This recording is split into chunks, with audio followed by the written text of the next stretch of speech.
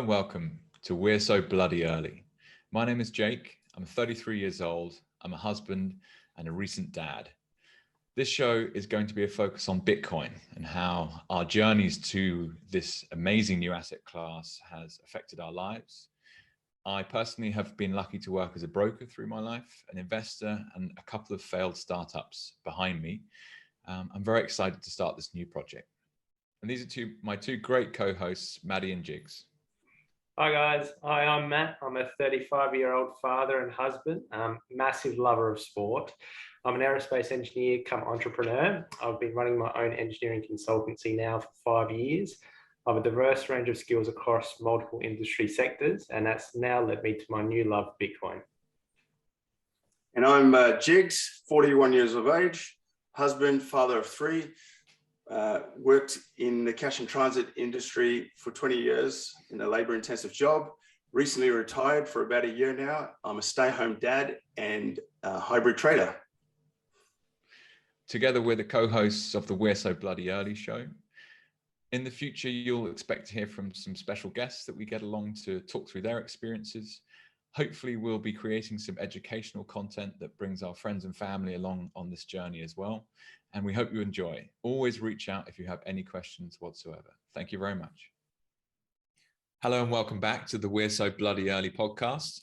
Fantastic to have you all with us again. Today we're going to have a chat about, cheers to that, as Matty's just done. Cheers everyone and welcome back. Cheers boys. Today we're going to have a conversation which we hope will be useful for people trying to understand the space for the first time. So all of us who are in Bitcoin and invested in Bitcoin and are now Bitcoiners once weren't, and there'll be specific reasons that we went on that journey and became them, and there's lots of questions that we have asked and have had answered, and lots more questions that need answering. So for sake of purposes, as Matty is the most recent person to jump into the space, he's going to ask Jigs and I a bunch of questions, and we hope you enjoy the conversation. Thanks, Jake. Matty, kick us off. Welcome, everybody. As Jake just alluded to, I am the newbie of the group. Super excited about my recent learnings. And once that rabbit hole was found, it doesn't take long to start scooting down it. And as you go down that rabbit hole, you get to meet some amazing people. Jake and Jigs have been a huge part of my recent journey. And without them, I haven't been able to develop trust on my own. You know, who do I speak to? Where do I go? I've seen a recent Twitter post with someone holding up a sign with a basic question of what is crypto? So for a lot of people listening, I'm assuming that there are some that are trepid about the thought of spending a hard-earned dollar into a space and not understanding what the investment is. And I guess Jake and Jigs, both of you, I anticipate, would have had a journey that you commenced. And yes, we've touched on that in some previous episodes, but you know, at what point and maybe who influenced your, Jigs? Maybe we'll start with you, mate, to have a look into this. There was the discussion about your workplace where, you know, you're listening to some stuff while you're driving around, but what was the trigger point? You know, at what point did you say, yep, this is for me? Yeah, well, definitely just being at the front lines and seeing that the system we have in place is diminishing.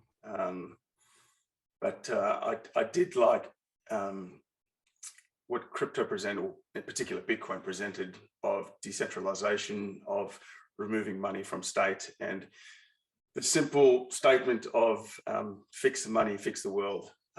So that is huge. I mean, I've found, if we can do that and remove the power away from and the greed away from the people who are in charge of it, that might change the world. So I suppose that's what influenced me, and then falling down the rabbit hole, learning about it, and then finding people like your Mark Mosses, who's become a huge mentor for me, to understand history and why this is important, and how this is probably going to be a revolution, the next revolution, and a technology cycle as well. So those are probably the things that influenced me. And Jake, mate, yourself? there's too many answers to this question in many ways, but in our first couple of episodes, I talked through my personal journey in terms of inheriting money and being faced with a problem, which is inflation. And, if you sit in cash in the bank, at the times, British pounds in the UK in my NatWest account, 10 years later, you've lost a significant purchasing power over time due to, what is going on with modern monetary theory. So for me, this question is all around what problem does Bitcoin solve for you? And the answer is different for everyone. So for me in the UK at the time, I was looking at wealth preservation. And I'm thinking, how the hell can I make sure that this value that I've been given, I can pass it on to my kids? And I was, my early 20s when I started asking this question. Started investing through wealth managers into, publicly traded equities, bonds, currencies, commodity markets. And then I also made some investments in the real estate space with physical property, and eventually came across the crypto space. And I had a friend, shout out to Dan Burke again, who told me about Bitcoin. It's like, Jake, you got to have a look at this Bitcoin stuff. It's a new type of money. I'm like, cool, whatever that means. And through his recommendation alone, I jumped in. So that was the first really important influence specifically into Bitcoin. But there are many problems that Bitcoin solves for different types of people. If we look in today, for example, El Salvador, recently a country where 70% of the population do not have bank accounts.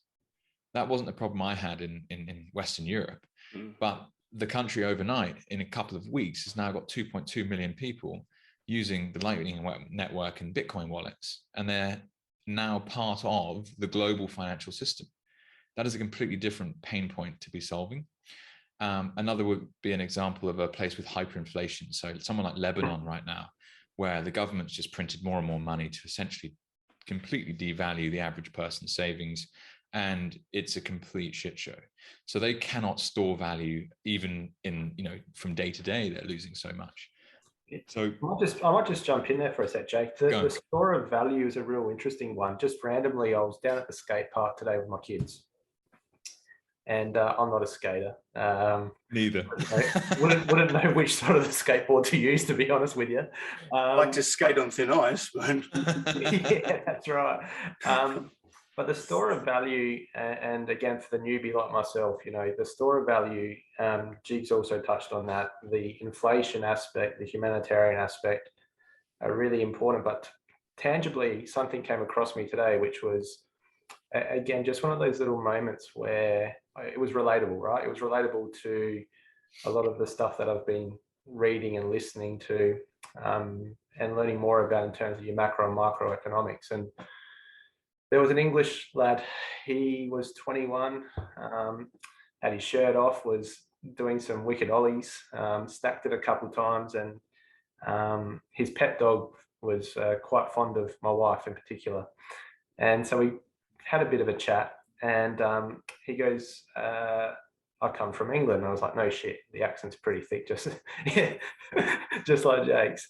And he goes, you got no idea how good you've got it here in Australia. And I said, well, thank you.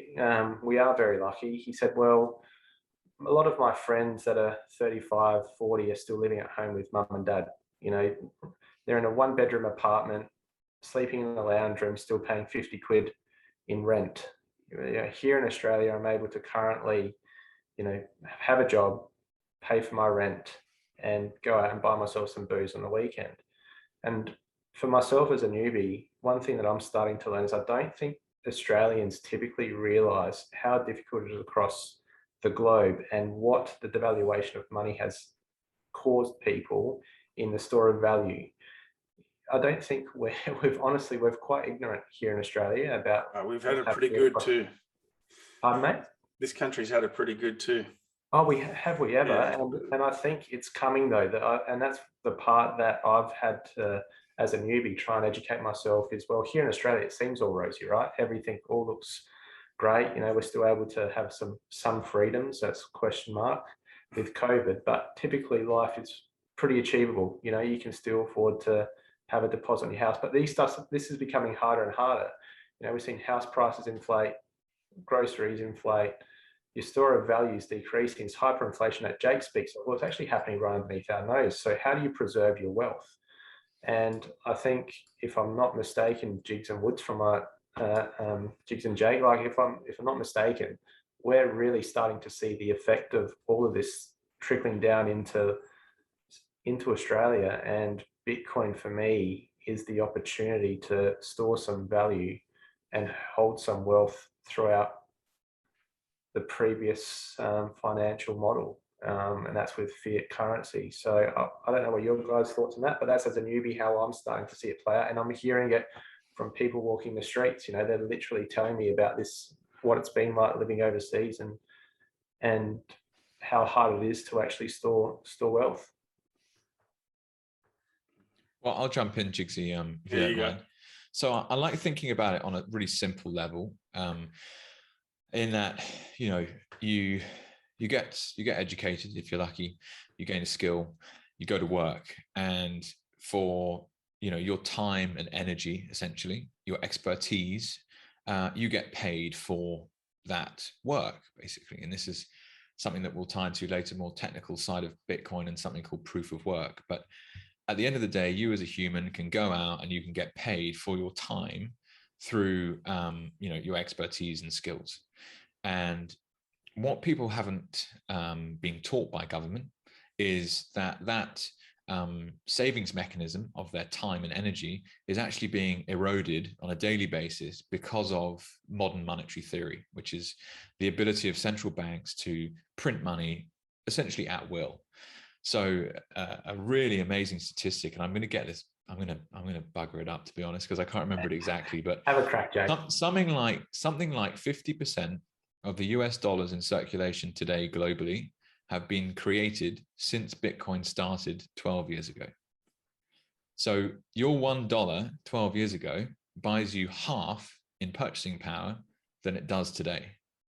That's crazy, right? Crazy. I actually think the statistic's higher, like 60%, 70%. But I don't want to get it wrong, so we should reference that back later. But the point being is that you've only got 10 hours a day to go and work. You can only get paid a certain amount for that time. But at the same time, the amount of money in circulation has increased at double the amount, which means that what you're actually taking home every year is being eroded. I've seen people describe this as one of the most kind of audacious forms of theft ever in the history of mankind, in that we all work for 40 years, busting our nuts to keep ahead of the curve. And every day we're doing that, we're actually like having someone basically just open our bank account and take 50% out without us even realizing.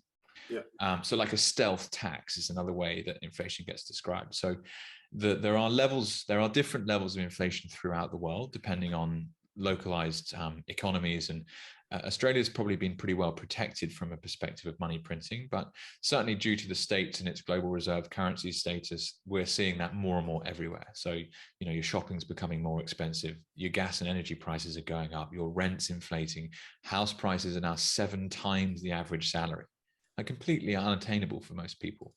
So from a store of value perspective, the existing system, quite to your point, Matty, is failing miserably. And that's why we all get forced into becoming investors. And we talked about it briefly in the previous episodes about investing becoming synonymous with saving. Saving is just saving your time and energy in a currency. And it can be, you know, spent on whatever you want. An investment is a completely different vehicle, in that you're giving someone that currency to take risk with on the incentive of an ROI that is higher than the original currency value. And, you know, whether you're giving someone money to start a cafe, or whether you're giving someone money to invest into the stock market, or whatever the case might be, you're doing that for the returns that are made.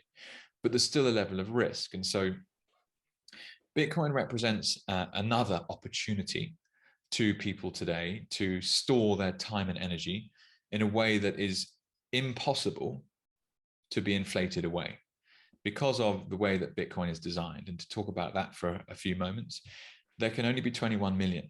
That's written into the rule book of Bitcoin. There's already been 18 million of them produced. There's another 3 million or so to be created between now and 2140 or something. The amount of extra Bitcoin into the system on an annual basis is already predefined. So governments today, you know, we printed $6 trillion last year, the Fed. next time they print money, it might be 60 trillion. And we don't know when that's going to be. It could be 2 years from now. So the fact that Bitcoin has this design where you know there's 21 million and you know when it's going to be released, you basically, you're buying into something that it cannot be stolen from you. And that therefore becomes a store of value for your time and energy. So instead of going to work and being paid in Aussie dollars, you could be paid in Bitcoin. Let's say you get paid 1 Bitcoin for a year's worth of work or whatever the case might be. That 1 Bitcoin will always, always, always, always be one of 21 million. It cannot change. Whereas 1 Aussie dollar can be one of God knows how many gazillion in the future. So for anyone out there that hasn't looked into this space before, don't worry. It might seem, complicated and quite intimidating, but the really simple truth of it is that when you're buying Bitcoin, you're buying something that cannot be eroded away as a metric of the whole, i.e. it's one of the 21 million. Now, the purchasing power of that 1 Bitcoin is going to fluctuate hugely over the next 10, 15, 20, 30 years as this technology gets adopted properly. And who knows where that might go, because not only is there going to be, 90% more people joining the network in the next 10 years to inflate the price with a supply and demand squeeze, but also central banks are going to continue to print money. So a $50,000 Bitcoin price today is a purchasing power today of, X. In 5 years' time, we might see a Bitcoin price of $500,000, but that doesn't necessarily mean that the purchasing power will be 10X, because the currency would have been inflated in that time as well. I'll stop talking at that point, but no, it's really informative, and I think, Jake, the thing in Jigs, there's a relation here to history and Mark Moss, which I'll switch to you in a sec just to get your thoughts on that, in relation to Jake's comment about, the governments will print and continue to print. And either of you, correct me if I'm wrong, has Japan led the way with modern monetary theory for close to 5 decades or so? Is that right, Jake? Have I got that right, mate? Yeah, the Japanese have been very aggressive in the way that their central bank has shored up the economy. I can't speak as an expert of the Japanese economic history, but it was certainly something that I studied at uni as an area where they struggled for growth for a long time post the 1980s, and that's still the case today. And the central bank there has used money printing as a way of then actually purchasing assets. So a lot of the Japanese economy is actually owned by the government. But yeah, look, I'm not an expert on that. I'd have to study it and come back to you with a longer answer. Yeah, I think we might elaborate that a bit further, because I think there's some validity there in seeing some of the Western countries stopping back and watching Japan over many years now, and seeing the effect of, I think, basically printing more money and what it's done to their economy. So and again, governments have recently played their hand through the pandemic. But Jigs, the pandemic is a word I use. We're all unfortunately living through this. Jake has referenced inflation, and thanks for that really informative explanation in relation to the store of wealth of Bitcoin. But Jigs, in terms of going back to a part of that question, you referenced Mark Moss quite a lot, and rightly so. You reference him as a historian. He's very well known in many spaces, but in particular crypto. He's really well respected. Are you able to give us a bit of an insight, mate, about where you see things with your mentors at the moment, like a Mark Moss, and how you've imparted your wisdom with myself? From day one, you told me to go do my research. But again, with Mark Moss, who was sort of that very first person externally that you turned to start to really give you an understanding about why you should be investing, whether it's in Bitcoin or crypto? Was that Mark Moss himself? Is that who you came across, mate? Honestly, the first influence was probably an experience. So, I'm a runner as well. And one thing I've learned from old man is he's taught me, as a kid, I had a nasty temper, and that and didn't know how to channel that negative energy. And my old man used to teach me that to channel negative energy. And so what I did was I channeled it into my running, and running became my vent. And, you know, the more negative energy I had, I just put it into running, and the better results I'd get. And then I would use that for other things as well. But I picked up an injury through work, and it was preventing me running. And I started going into depression, which I didn't even realize I was doing, you know, like, because I wasn't doing my 90 Ks a week, 80 Ks a week. I wasn't running at all. And so that energy. You're redefining running for most of us plebs, by the way, mate. I reckon most distance running would be 2 Ks a week. So 90 Ks a week. People, you change your shoes every fortnight. I don't know. It's either that or partying. And I just decided to turn it to running. It's easier to say to my wife, listen, I'm going for a run, than it is to say I'm going to the pub and I come back at 4 in the morning. So at least I'm doing something constructive. Yeah, but I went into this depression, and I didn't even know I was going into it. And my boss picked it up and he said, listen, I think you've got early signs of depression. I think you need to speak to. And I didn't even know. Like, I was coming home from work. I had my back up against the wall because I knew that there was this shift in money in Australia and that it was diminishing. But I had no plan B. You know, I had no thing to look. I just thought I was going to do this labor-intensive job all my life, and I was only good enough to do that. And I remember coming home one night and giving my kids a cuddle and like just crying. And I was like, what? I don't even know why I'm crying. Like, this is ridiculous. And anyway, so I then went back to the roots and went, okay, I've got to take this energy and I've got to put it into something else. I need to, you know, the guy I was working with was always listening to Bitcoin. I knew it was there. I knew I wanted to pay more attention to it. I just didn't have an excuse to. And that's when I took that energy that I would have had for running, and I started putting all that effort into learning crypto. And initially it was forums and all that good gear. But learning a strategy through Stephen Courtney first, and understanding that patience is the #1 key to investing or making decisions that are not emotionally based, was an absolute pivotal point for me. So I had to, because I was, you know, was an emotional guy, I learned the strategy that took out the emotions, and that was the ignition. Once I could do that, then you know, it came very handy to learning how to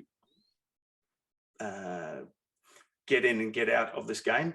But then also, you know, you're talking about the pandemic came through my work, and they started having to lay off guys. And I mean, they offered about 40 of us redundancies. I'd been there for nearly 20 years. So naturally, they're going to offer guys that have been there a long time redundancies. And luckily now I'd learned the system, and to store that wealth that they were about to give me through a redundancy, instead of just, if I hadn't have learned what I'd learned through Stephen Courtney, I probably would have taken that money, just put it in the bank and dwindled it away as the year went on till I found another job.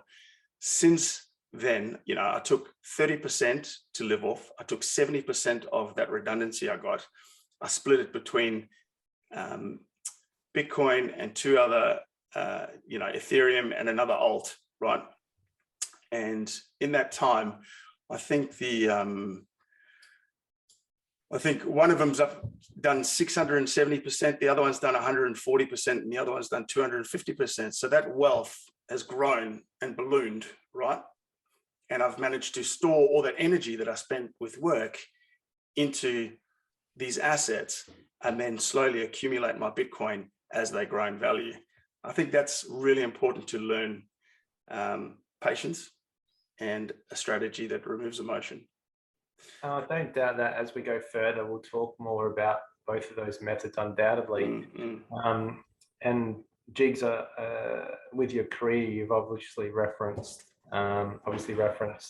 your experience and understood where the deflationary notion of money was going. But again, to a newbie like myself, you know, inspired by both of you, and I truly mean that. We're all privileged to have you here on this show.